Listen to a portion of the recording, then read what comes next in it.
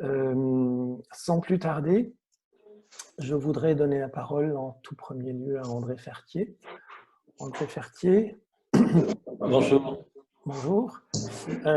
Vous êtes essayiste, auteur, compositeur, président du Sémaphore, porte-parole du collectif national Droit culturel et Vivre ensemble, Agapé.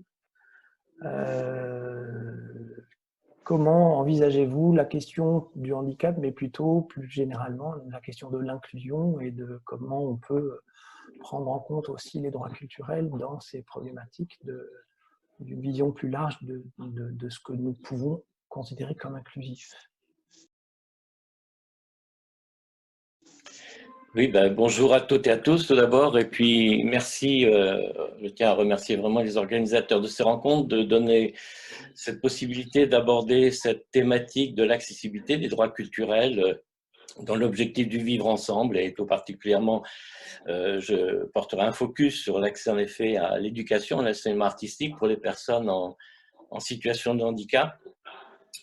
En ouverture, j'aimerais rendre un hommage tout particulier à Samuel Paty, ce professeur qui a été sauvagement décapité pour avoir enseigné les valeurs de la laïcité, les valeurs de la liberté d'expression, qui sont des valeurs au cœur des droits culturels que nous allons aborder ensemble ce matin.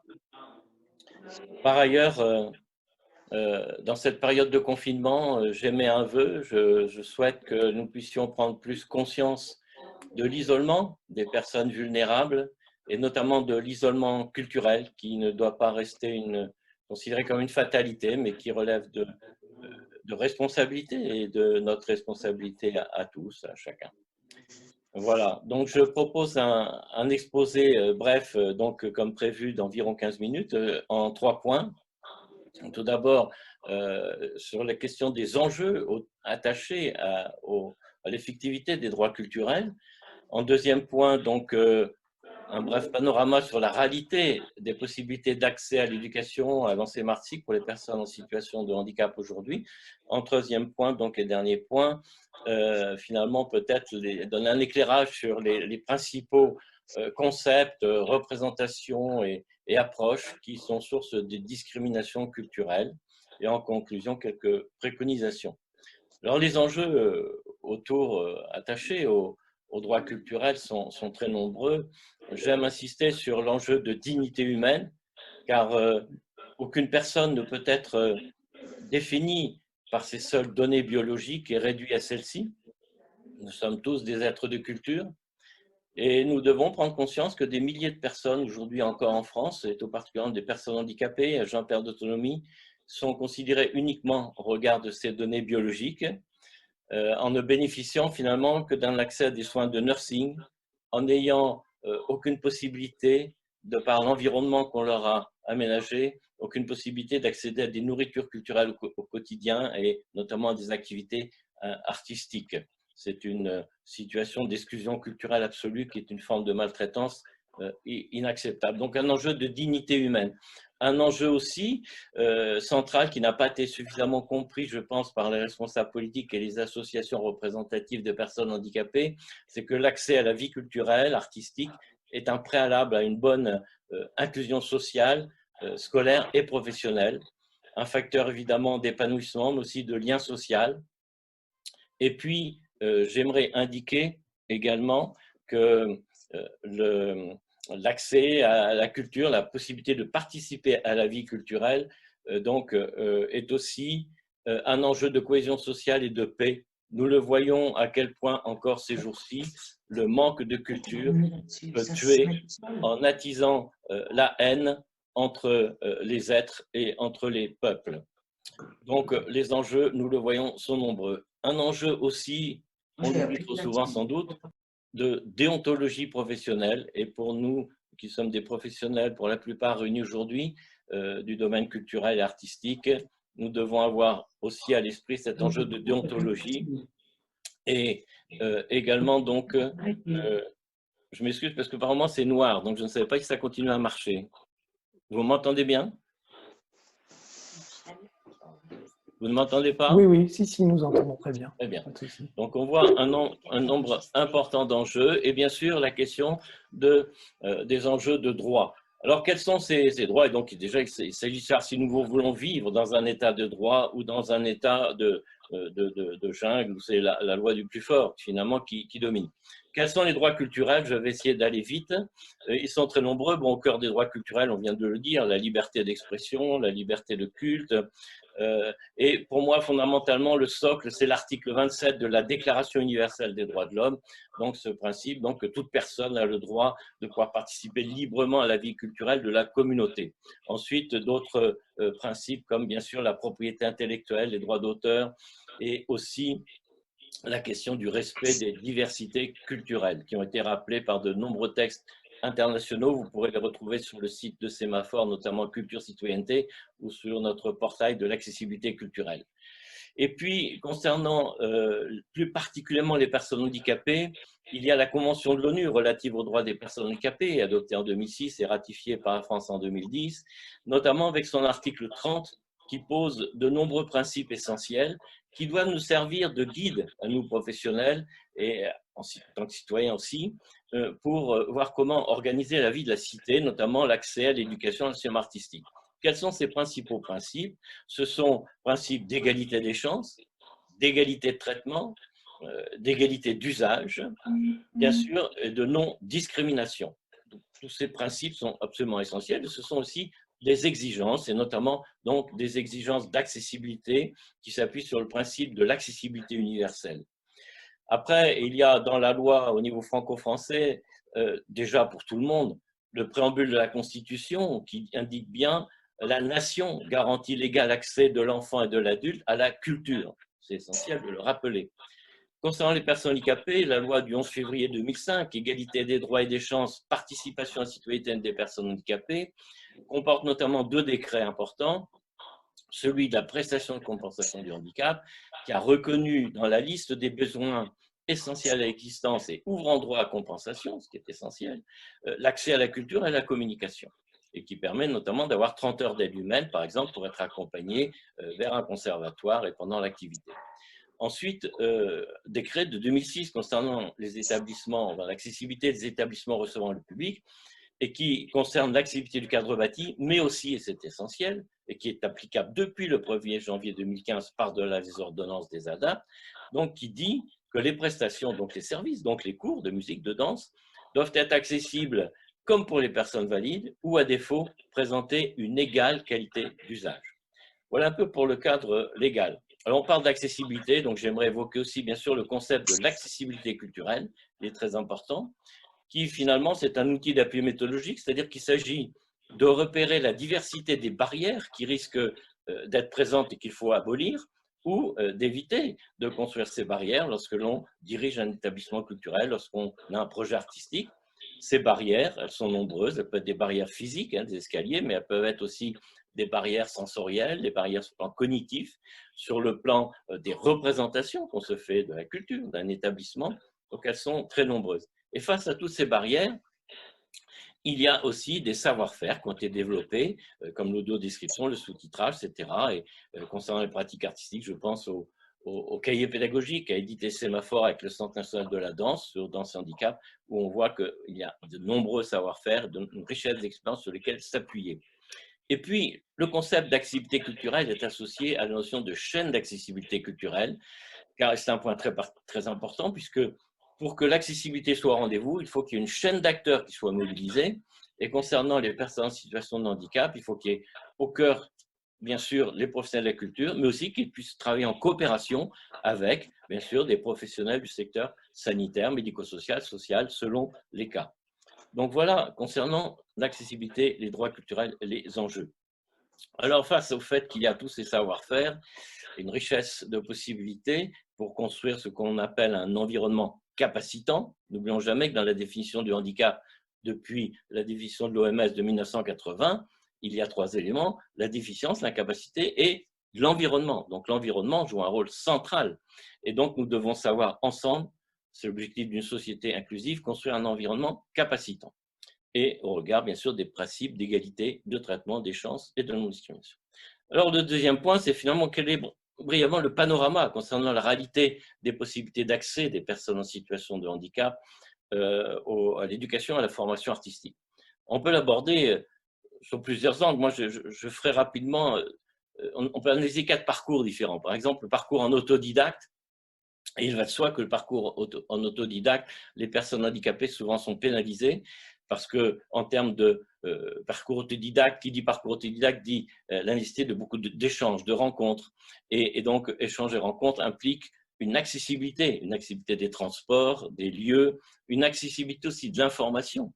Et je dirais que même aujourd'hui, avec l'explosion des sites qui proposent sur Internet des enseignements en ligne, avec des avantages et des inconvénients, néanmoins, il faut réaliser que, à titre d'exemple, 7% des sites Internet publics, c'est les chiffres annoncés pour le Haut Conseil national du numérique, 7% des sites Internet publics ne sont pas conformes aux normes d'accessibilité. Donc là aussi, il y a une inégalité des chances. Alors, en dehors du parcours autodidacte, on pourrait aussi, bien sûr, évoquer les personnes handicapées qui vivent dans des institutions médico-sociales et qui, pour certaines d'entre elles, n'en sortent que rarement ou difficilement.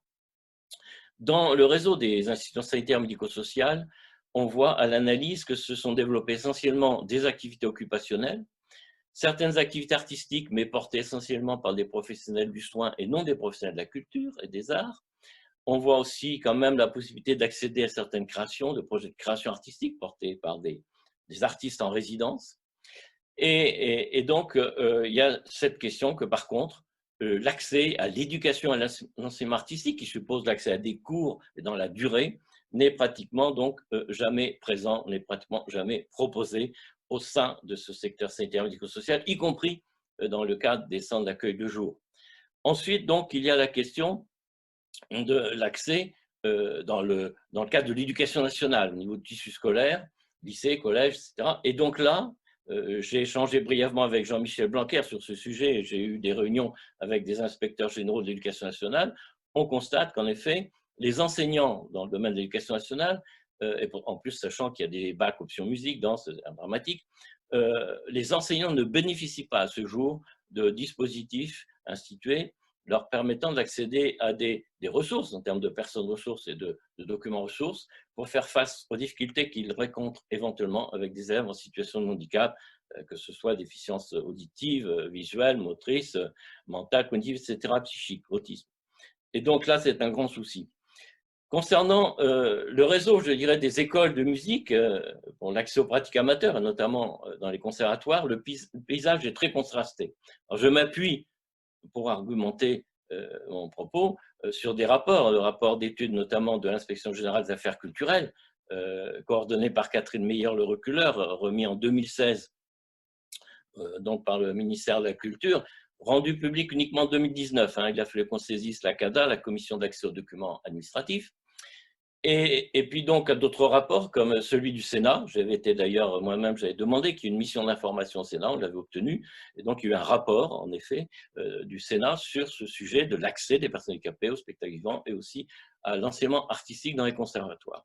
Et puis d'autres rapports comme celui du Pôle européen d'accessibilité culturelle, celui que j'ai mené, les études que j'ai menées ayant été mandaté pour rédiger le rapport alternatif de l'application de la Convention de l'ONU relative aux droits des personnes handicapées, sur l'article 30, qui porte sur les droits culturels, et puis des opérations de testing de sémaphores. Alors, quel est le paysage dans les conservatoires, dans les écoles de musique pour l'accès aux pratiques amateurs concernant les personnes handicapées? Il est très contrasté. On trouve, bien sûr, et heureusement, le cas de personnes au niveau individuel handicapées qui ont pu accéder à l'enseignement de manière tout à fait normale. Et certains, d'ailleurs, j'en connais plusieurs, qui sont devenus eux-mêmes enseignants en conservatoire, pour ces personnes aveugles, handicapées motrices, et également une personne sourde profonde. Donc ça, c'est un aspect assez intéressant et positif qui nous montre que les réponses sont possibles. Il y a également donc des conservatoires, mais ils sont très très rares, qui se sont engagés dans l'organisation d'un projet d'établissement pour un accueil conforme au cadre éthique et légal. Je pense notamment au conservatoire à rayonnement départemental des Landes. Puis, il y a des conservatoires, comme à Paris, dans des opérations de texting, où le directeur des études nous dit, alors qu'ils ont 1000 élèves, qu'ils accueillent 1000 élèves, nous n'accueillons aucun élève handicapé, et il ajoute, nous ne pouvons en accueillir aucun. Donc, on voit quel contraste. Et puis, il y a également donc une mode, j'appelle ça un peu une mode, qui s'est développée ces dernières années, et qui peut interroger, d'ateliers, non pas de cours, d'ateliers, musique et handicap, qui regroupent que des personnes handicapées entre elles. Au sein des conservatoires, il y en a une foultitude, on va dire, qui se sont développées. Donc on voit aussi, d'une manière générale, que ce soit au-delà de la formation artistique, en France, que deux catégories de citoyens apparaissent. Des citoyens qui ont accès à la culture dans le cadre du droit commun, c'est-à-dire une offre pérenne des services publics de la culture, et notamment de l'enseignement artistique, et puis des citoyens dont l'accès à la culture, aux pratiques artistiques, va dépendre de l'existence éventuelle de projets à leur attention. Et puis donc, là, on voit bien qu'il y a une inégalité de traitement, et c'est particulièrement choquant. Ce sont des milliers, des dizaines de milliers de personnes handicapées qui sont discriminées.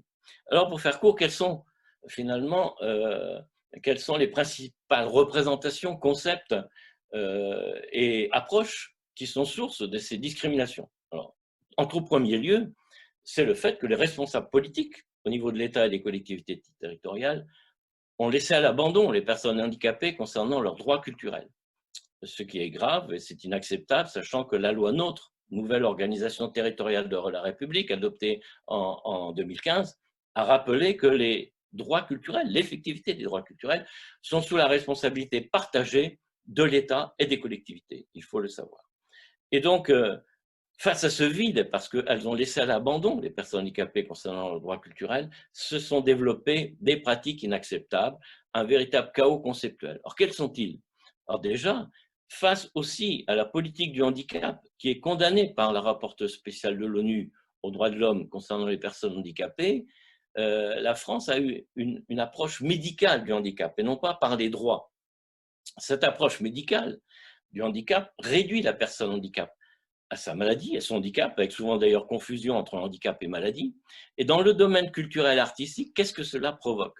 Cela provoque le fait de confondre projet de vie, projet de soins, résumer souvent un projet de vie à un projet de soins, renvoyer les personnes handicapées vers des activités de pratique thérapeutique avec une confusion entre pratique culturelle artistique avec pratique thérapeutique à médiation artistique et culturelle. C'est-à-dire les renvoyer par exemple vers de l'art-thérapie, mais l'art-thérapie est une pratique paramédicale, n'est pas une pratique culturelle. Et donc face à des besoins et des souhaits, des désirs d'activité artistique, il n'y a pas à renvoyer vers des pratiques thérapeutiques puisque c'est discriminant, ce n'est pas une égalité de traitement, une égalité d'usage. Un autre principe qui s'est développé massivement depuis des décennies, c'est la substitution des professionnels de la culture, des enseignants, etc., au niveau artistique, par des professionnels du soin. Et on voit en effet fréquemment, depuis 20 ans, 30 ans, des aides-soignantes, des psychologues qui animent des chorales, qui animent des ateliers de musique. Là aussi, nous n'avons pas l'égalité de traitement. Et puis, donc, je l'ai évoqué, il y a aussi donc par-delà les capacités dont ont fait preuve les personnes handicapées, y compris les personnalités célèbres, dans tout type de handicap, il y a encore des idées reçues qui sont inacceptables concernant les incapacités des personnes handicapées. J'ai en mémoire un responsable d'atelier musique handicap au sein d'un conservatoire qui, répondant à un journaliste, qui lui disait alors l'accès au solfège, il disait mais attendez, pour ces gens-là, vous n'y pensez pas. Les partitions, c'est tout à fait impossible. Alors quand on sait, j'en connais une douzaine de personnes trisomiques qui, grâce à un enseignement adapté dans les conservatoires, savent aujourd'hui avec bonheur interpréter des partitions de Debussy, de Ravel, et y compris des partitions avec des clés de sol et clés de fa, on peut rester songeur sur le fait que, assez systématiquement, on renvoie des personnes handicapées mentales agiter des maracas dans des ateliers regroupant que des personnes handicapées. Donc, il y a donc ces représentations erronées sur les capacités ou incapacités. Puis, il y a aussi encore des choses qui traînent, malgré que le concept d'art brut est apparu en 1945 avec les réflexions de Jean Dubuffet, en 1945, c'est-à-dire il y a 70 ans. On continue, certains créateurs, certains metteurs en scène, certains producteurs d'expositions continuent à associer, à assigner, je dirais, les personnes handicapées à la notion d'art brut. Comme si 70 ans, depuis 70 ans, les personnes handicapées n'avaient pas eu quand même si elles subissent ces exclusions culturelles, comme si elles n'avaient pas été quand même, si elles n'avaient pas acquis de la culture, comme si elles étaient restées vierges de culture. Et ça, c'est nourri par une idée, un fantasme très présent chez les créateurs de ce qu'on appelle le mythe de l'enfant sauvage. et d'une association dangereuse, j'estime, entre l'enfant sauvage et la personne handicapée. Comme si, on trouve encore des ouvrages, je pense à un ouvrage récemment paru au mois d'août dernier d'Olivier Couder, directeur du Théâtre du Cristal, qui défend cette démarche du théâtre brut, qui défend cette idée finalement que la personne handicapée, en globalisant d'ailleurs, aurait un naturel, aurait, ce sont ces mots, aurait une innocence, ces mots, que ne peuvent pas avoir les personnes valides. Quelque part, il serait finalement peut-être bien une espèce humaine à part. Et donc, ces idées, ces concepts sont dévastateurs, ravageurs. Enfin, je voudrais dire, pour conclure sur ces idées, ces concepts ravageurs, que la politique du handicap en France a connu 3 étapes importantes. Dans les années 1900, la ségrégation, c'est officiel. Les années 75, l'intégration. Les années 2005, l'inclusion. L'inclusion, cette recherche d'une société inclusive. Alors que la politique de ségrégation date de plusieurs siècles et officiellement existe en 1900, comment peut-on encore porter au sein de conservatoires de services publics une démarche d'atelier ghetto regroupant donc une ségrégation, regroupant des enfants, des adolescents, des adultes, parfois handicapés mentaux, d'ailleurs, parce que dans des publications, on globalise tout handicap, dans des ateliers. Et donc ça me semble mériter réflexion. Et je suis particulièrement choqué, en effet, de voir que même une publication qui s'appelle Vivre et faire vivre un projet musique handicap, publié en effet par des pôles ressources de portée nationale comme Mèche, ou régionale comme Cadence, avec le soutien du Réseau national musique handicap, propose, je cite, dans leurs conseils et leurs préconisations, uniquement des ateliers, à aucun moment un accès à l'éducation, à l'enseignement artistique et à des cours, mais uniquement des ateliers, dont des ateliers regroupant que des personnes handicapées entre elles, qui d'ailleurs, je le rappelle, sont considérés dans le rapport de l'Inspection générale des affaires culturelles de Catherine Meyer-Leclerc, du ministère de la Culture, comme une démarche discriminatoire. Et donc, je me permets en effet d'inviter, si possible, j'essaie de le faire chaleureusement, vraiment chaleureusement, j'invite les responsables de ces structures à renoncer officiellement à cette démarche et à ce qu'on puisse travailler ensemble pour voir comment réorienter ces ateliers ghetto qui sont inacceptables vers des cursus, des approches réellement inclusives. Et je suis particulièrement interrogatif sur le plan même juridique, comment le CNFPT peut continuer à promouvoir des formations qui propagent ces propositions qui vont à l'encontre de l'éthique et de la loi. Et j'ai rencontré au pôle d'enseignement supérieur de Poitiers des enseignants qui ont été formés dans cette démarche et qui nous ont dit, je dis nous l'ont dit à moi-même et au coordinateur handicap du Conservatoire des Landes, Patrick Guilhem, qu'ils étaient bien embêtés maintenant parce qu'ils ne savaient plus comment sortir de ça. Et pour aller, en effet, ils sentaient bien que ça n'allait pas sur le plan éthique et que ça n'avait aucune efficacité. Comment ces ateliers pourraient-ils avoir une efficacité? Comment, par quel mystère, quand des élèves handicapés, valides d'ailleurs, ou handicapés, ont des grandes difficultés, comment ce ne serait pas plutôt efficace un soutien individualisé que de les regrouper à 15 ou 20 en train d'agiter des maracas dans le cadre de ce qu'on appelle une pédagogie simplement d'improvisation non dirigée. Ce n'est pas rationnel. Et je le répète, si c'était légitime parce qu'il y aurait des difficultés, nous le savons tous, des enfants et des adolescents, des adultes valides n'arriveront aussi jamais parfois à accéder à la pratique du violon, du piano. Donc, dans ces ateliers, il devrait y avoir aussi, à ce moment-là, si on suit ce raisonnement, mais je ne le suis pas, il devrait y avoir aussi des personnes valides. Donc, ce n'est pas acceptable. Alors, en conclusion, je conclus très rapidement, je dirais que donc on assiste en effet à un paysage de chaos un peu conceptuel et il me semble que c'est urgent de remettre un peu d'ordre républicain. À l'heure, dans ces journées, on s'interroge sur les valeurs fondamentales de la République, égalité, liberté, fraternité, et je propose que dans le cadre de concertation large, on puisse travailler sur ce sujet des ateliers, sur le fait, en effet, d'élaborer des référentiels de formation conformes à l'éthique et à la loi, sur le fait d'instaurer, en effet, un statut pour les coordinateurs handicap et qu'on n'en trouve pas qui soient des musicothérapeutes, que aussi on puisse notamment, j'aurais plein d'autres choses à dire, mais un dernier point, travailler sur la question de la continuité et de l'adaptabilité du service public de la culture, notamment de l'enseignement artistique, pour que les personnes les plus lourdement handicapées, qui ne peuvent pas sortir de chez elles, domicile privé ou institution d'accueil, puissent avoir en toute égalité des chances un accès, donc aussi, comme tout citoyen, la nation garantit l'égal accès de l'enfant et de l'adulte à la culture. Donc ça, c'est un point, la continuité du service public de la culture et de l'enseignement artistique sur lequel nous devons travailler ensemble. Et Merci, j'espère qu'on Monsieur pourra Fertier. tous ensemble construire un monde, un nouveau monde culturel qui placera l'humain, les droits et le vivre ensemble au cœur de ses ambitions. Je vous remercie pour votre attention. Merci à vous, Monsieur Fertier. Vous dressez un paysage très critique et très alarmiste de la situation. Je constate effectivement, et c'était l'initiative de cette démarche interassociative, de créer du lien entre les organisations. Et c'est vrai que plus nous pourrons créer de liens entre l'éducation nationale, la fonction publique, les établissements d'enseignement artistique, les établissements culturels, quels qu'ils soient, au sens de la création artistique, mais aussi dans un sens peut-être plus large des droits culturels